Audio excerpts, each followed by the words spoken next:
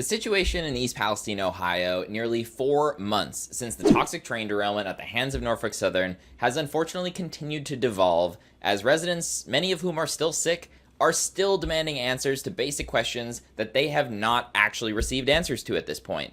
Unfortunately, one of the main culprits involved in all of this, beyond the railroad that caused all of these problems in the first place, is the US EPA.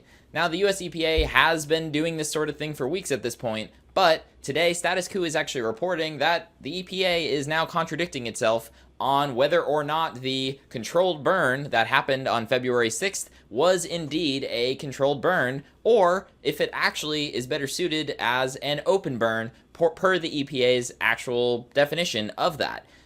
This would be a big deal because if it was an open burn, the EPA very likely was going against its own regulations as to whether or not this sort of thing should occur. Jordan and I have been digging into this for weeks at this point, as well as a whole bunch of other stuff that is continuing to come soon. We're going to have way more to this story, even beyond this. However, we asked the EPA directly about this question regarding the controlled burn versus open burn. They told us, quote, "We aren't currently in the position to provide a legal conclusion responsive to your inquiry." Another source that we've been speaking to who is very familiar with the EPA's response in East Palestine told us, quote, "Everybody is lawyering up."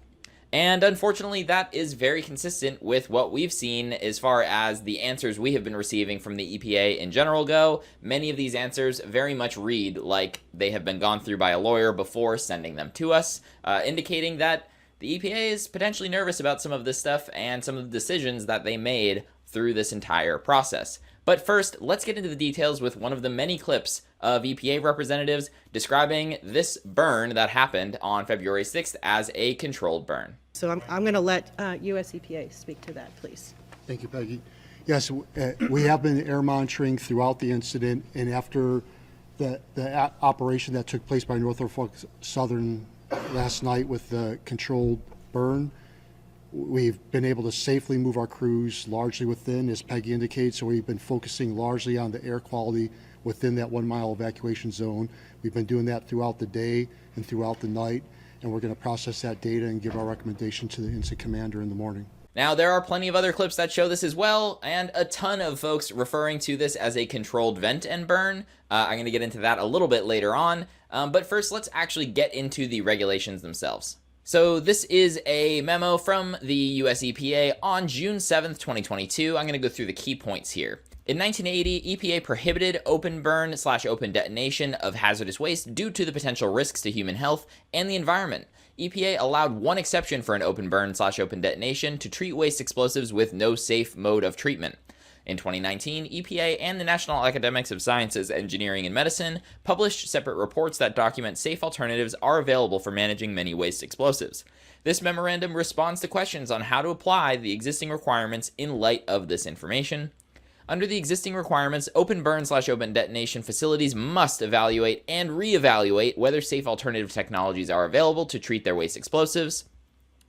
Where safe alternatives are available, facilities must use those alternatives in lieu of an open burn or open detonation. EPA acknowledges that an open burn or open detonation will still be needed to treat waste explosives that do not yet have other safe modes of treatment. Where an open burn or open detonation is needed, EPA is providing guidance regarding recommended permit conditions for open burn or open detonation units to reduce impacts to human health and the environment.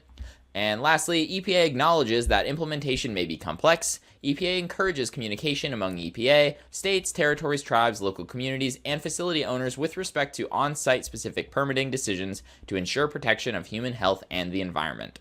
As we often do, we decided to ask an expert what they thought of those key points outlined in this memorandum from the EPA themselves to see what she thought. So we spoke with Judith Enck, a former EPA administrator from Region 2, and she did not hesitate when we asked her about these sorts of things. She said, quote, "It was an open burn with no pollution controls. We have film of what happened. This was unprecedented." Enck also casted doubt on the EPA's recent backtracking that it wasn't consulted on the decision to, quote, "vent and burn 5 cars of vinyl chloride." Enck continued to say, if EPA was in the room when the decision was made, they should have spoken up. I find it hard to believe that they were silent, she said, noting officials at the agency told her they weren't consulted. Enck also emphasized that Status Coup had the first documentation of EPA acknowledging that the original plan 2 days after the derailment was for the vent and burn of 1 car of vinyl chloride, but according to EPA official Mark Durno, the agency learned on Monday, February 6th, the decision had been made to burn an additional 4 cars. We'll actually go ahead and watch a brief clip of Durno saying this. We uncovered this in another story weeks ago at this point that much of the mainstream media entirely ignored.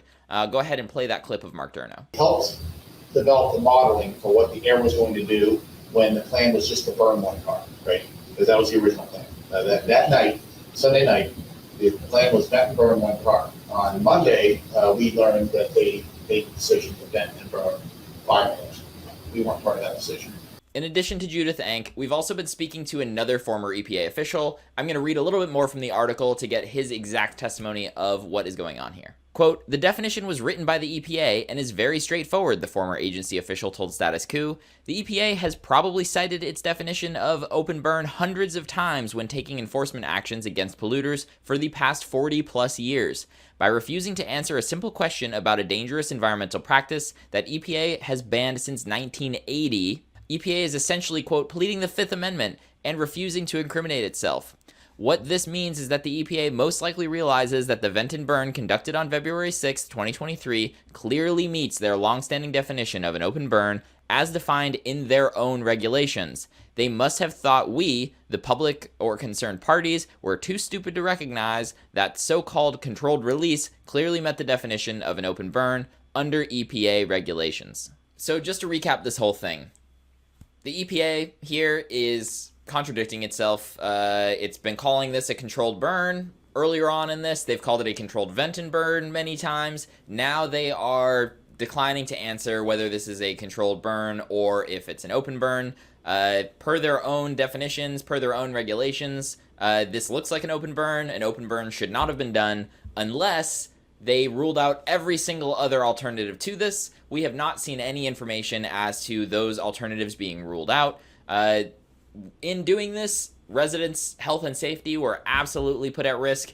In describing this as a controlled burn, in telling folks that it was safe to return so quickly, folks have been really put out and left to dry as far as being exposed to these chemicals early on and potentially still being exposed to these chemicals, as many of these residents that I'm still speaking with are still dealing with effects, are testing positive for vinyl chloride metabolites in their urine, among other things. So this whole ordeal has a million questions still to be answered. We are going to continue fighting like we are right now to get some of these answers. We have a lot more reporting coming still. We've been working on quite a few things related to this the last couple weeks. Some of it is starting to come together. So please stay tuned. If you're just seeing us for the first time, continue subscribing down below. If you want to enable us to continue to do this sort of thing, also consider becoming a member. StatusCoup.com/join is the place to do that.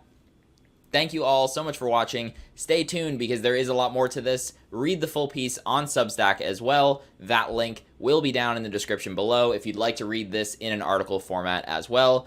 Thank you all so much for watching.